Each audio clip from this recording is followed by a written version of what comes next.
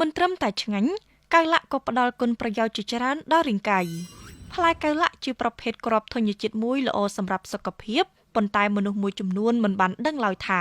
ការទទួលទានកៅឡាក់មានអត្ថប្រយោជន៍ជាច្រើនថ្ងៃនេះ SBM News នឹងលើកយកគុណប្រយោជន៍ទាំង6ដែលទទួលបានពីផ្លែកៅឡាក់ឲ្យលោកអ្នកបានជ្រាបអត្ថប្រយោជន៍ទាំង6មានដូចជា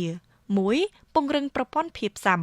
ការប្រមូលផ្ដុំនៃវីតាមីន C ខ្ពស់និងសមាសធាតុប្រឆាំងអុកស៊ីតកម្មដទៃទៀតនៅក្នុងផ្លែកៅឡាក់ធ្វើឲ្យពួកវាបង្កើនការការពារប្រព័ន្ធការពាររាងកាយវីតាមីន C មិនត្រឹមតែរំញោចដល់ការផលិតកោសិកាឈាមសប៉ុណ្ណោះទេថែមទាំងដើរតួជាសារធាតុប្រឆាំងអុកស៊ីតកម្មជួយតាមរកពពួករ៉ាឌីកាល់សេរីនៅក្នុងរាងកាយ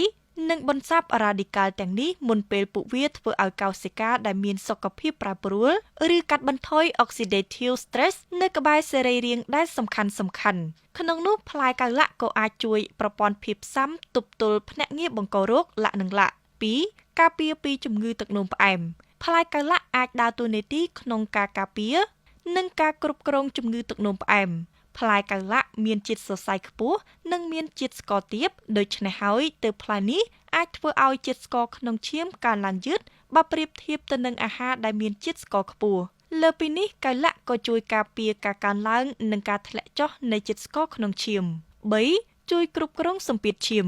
នៅពេលនិយាយពីការបញ្ចុះសម្ពាធឈាមសារធាតុរ៉ែមានសារៈសំខាន់តិចតួចជាងប៉ូតាស្យូមមាននៅក្នុងផ្លែកៅឡាក់អាចគ្រប់គ្រងចលនាទឹកនៅក្នុងខ្លួនហើយក៏មានតួនាទីជាថ្នាំរំញោចសរសៃឈាមបង្កើនលំហូរឈាម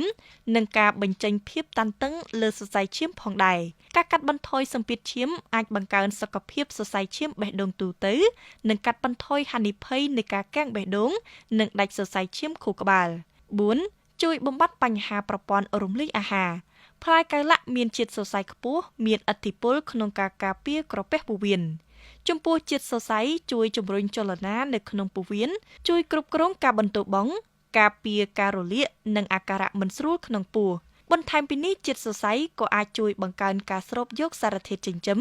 ដែលទទួលបានច្រើនពីអាហារដែលបានបរិភោគ 5. ជួយមុខងារខួរក្បាលប្រសើរឡើងមុខងារខួរក្បាលនិងការចងចាំត្រូវបានធ្វើឲ្យប្រសើរឡើងតាមវិធីមួយចំនួនដោយការញ៉ាំគ្រាប់កៅឡាក់គ្រាប់ទាំងនេះសម្បូរទៅដោយវីតាមីន B ដែលត្រូវបានភ្ជាប់ដោយផ្ទាល់ទៅនឹងការអភិវឌ្ឍនិងមុខងារសរសៃប្រសាទលើពីនេះប៉ូតាស្យូមដែលមាននៅក្នុងផ្លែនេះក៏អាចបង្កើនលំហូរឈាមទៅកាន់ខួរក្បាលនិងលើកកម្ពស់សុខភាពប្រព័ន្ធប្រសាទជួយបង្កើនការផ្ដោតអារម្មណ៍និងការចងចាំ 6. ការពារជំងឺរ៉ាំរ៉ៃជំងឺរ៉ាំរ៉ៃគ្រប់ប្រភេទបណ្ដាលមកពីការបញ្ចេញរ៉ាឌីកាល់សេរីដែលជាធម្មជាតិនៃកោសិកាភ្លើងដង្ហើមទាំងនេះអាចបណ្ដាលឲ្យកោសិកាដែលមានសុខភាពល្អផ្លាស់ប្ដូរជាលទ្ធផលអាចកើតមហារីក oxidative stress និងជំងឺរ៉ាំរ៉ៃមួយចំនួនបើគ្មានសារធាតុប្រឆាំងអុកស៊ីតកម្មដូចមាននៅក្នុងផ្លែកៅឡាក់នោះរាងកាយនឹងត្រូវប្រយុទ្ធប្រឆាំងមេរោគច្រើនដោយប្រយុទ្ធច្រើនសមរភូមិអញ្ចឹងដែរដូច្នេះការបង្កើនការការពារដោយទទួលទានផ្លែកៅឡាក់បន្តិចបន្តួចក្នុងមួយថ្ងៃគឺជារឿងល្អ